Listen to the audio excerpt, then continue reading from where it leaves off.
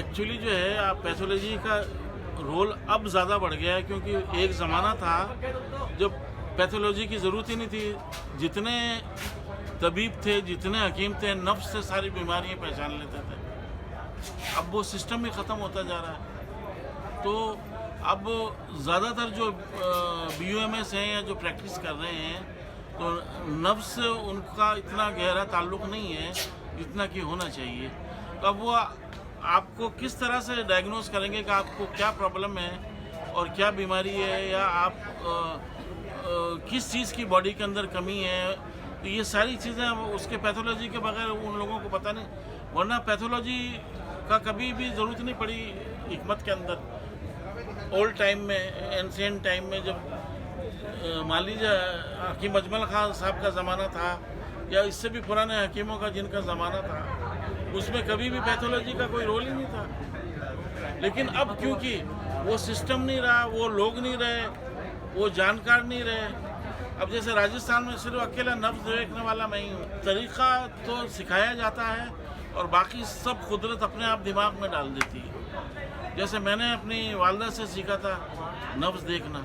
मेरी वालदा भी बहुत बड़ी तबीबा थी, मेरे वालिद बहुत बड़े हकीम थे, तो मैंने उनसे सीखा था, सिखाया उन्होंने। उसके बाद उसमें महारत मैंने अपने आप हासिल की। अब नफ्स पकड़ता हूँ और दिमाग में जो है कंप्यूटर चलने लगता है। तो अल्लाह का करम है कि अभी भी ऐसी बात नहीं है कि मेरे अलावा भी हिंदुस्तान में मौजूद हैं नफ्स देखने वाले। लेकिन अब जो है पैथोलॉजी इसलिए हावी हो रही है क्योंकि बीमारी की पहचान कैसे करेंगे आप? क्योंकि हम सिर्फ यूनानी ही करते हैं, इसलिए हमें 100% उस पर अक़ीदा है और भरोसा है।